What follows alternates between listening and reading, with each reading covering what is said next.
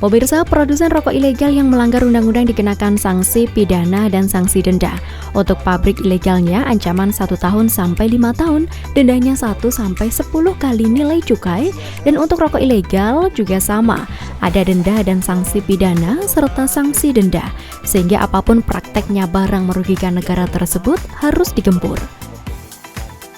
Pada kesempatan pagi hari ini, Bapak dan Ibu sekalian, kita sudah mendengar puluhan tahun yang lalu bahwa gempur rokok ilegal, kan begitu. Ini Pak Samsul aja 1 tahun 6 kali. Berarti kalau kita mulai tahun berapa itu kita mulai gempur, berarti sudah berapa ratus kali kita mengadakan kegiatan sosialisasi. Ini betapa pentingnya kegiatan ini untuk memberikan edukasi, pemahaman terkait rokok ilegal.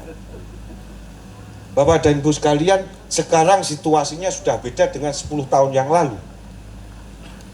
Dulu yang namanya online kita belum begitu mendengar. Sekarang Pak, namanya rokok, kok rokok alatnya tinggi ngelinting loh, saiki ada di online. Kecenderungan Ibu dari Bea Cukai, saya itu sering ditawari teman-teman saya juga perokok berat. Bako di mana-mana tersedia, mulai rasanya di Samsu, mulai rasanya Surya, mulai rasanya Marlboro, kan begitu Pak? Nah ibu-ibu gak pati paham, nah bapaknya saya yakin paham. Kali milih, alatnya kali tuku neng toko wis enek nglinting tik tik tik tik. Timbangannya rokok itu 17.000 wani nglinting dhewe. Kenapa harga rokok naik? Karena cukai kemarin dinaikkan. Tapi ini tantangan untuk Bea Cukai dan kita tim yang ada di pemerintah daerah. Walaupun cukainya naik, rokok ilegal di Kota Kediri harus nyah dari Kota Kediri. Sepakat?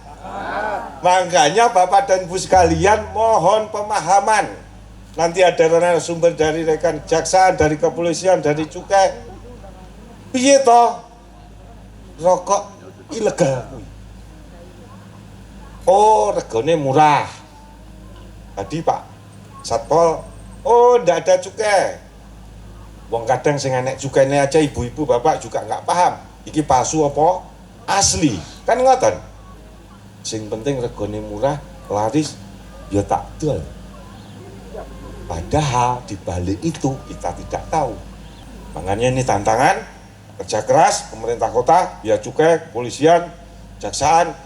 Kita harus tegas memberikan sanksi untuk menjadi jera.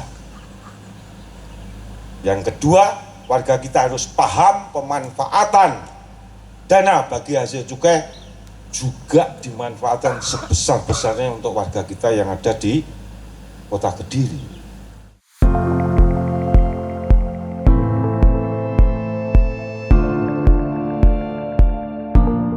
Penyampaian materi pertama yakni dari Satreskrim Polres Kediri Kota. Membeli rokok yang harganya murah itu harus curiga. Jangan sampai Bapak Ibu sekalian menjadi pelaku dalam peredaran itu. Misalkan diketemukan gimana? Mungkin langkah-langkah Bapak Ibu sekalian. Langkahnya tetap mungkin dari bisa melapor ke Pak Lurah atau Satpol PP atau langsung ke Bea Cukai atau mungkin juga ke kepolisian. Kepolisian mungkin kalau kita di Polri ada Babin Kaptimas yang selalu ada di kelurahan-kelurahan, selalu beradaptasi dengan masyarakat, siang malam pasti kami ada. Jadi antisipasinya apabila menemukan rokok seperti itu langsung aja sampaikan. Jangan sampai, wah ini murah, ini jual lagi. Karena kebanyakan yang jual itu pasti ibu-ibu. Ibu yang toko kelontong ini menyimpan 10 bungkus, 5 bungkus. Memang laris manis karena dijualnya pun biasanya untuk petani yang ini, penggarap tani itu biasanya beli, kemudian untuk masyarakat yang ekonominya menengah ke bawah. Bahwa terkait peredaran rokok maupun barang-barang dalam pengawasan cukai tadi diatur dalam undang-undang kita, termasuk nanti dari cukai, dari Bea Cukai yang akan menjelaskan. Menjalankan kegiatan pabrik aja tidak boleh, mengimpor barang kena cukai juga tidak boleh. Tapi biasanya kalau mungkin tingkat toko maupun kelontongan biasanya itu tadi mungkin 10 bungkus, 1 press, seperti itu. Diharapkan masyarakat semakin sadar untuk tidak memproduksi, menggunakan maupun mengedarkan rokok ilegal. Partisipasi masyarakat dinilai sangat penting dalam mendukung program Gempur Rokok Ilegal. Bersama Satpol PP melaksanakan kegiatan sosialisasi terkait edukasi masyarakat terkait rokok ilegal. Harapan ke depan masyarakat khususnya yang ada di Kecamatan Pesantren memahami bagaimana rokok ilegal.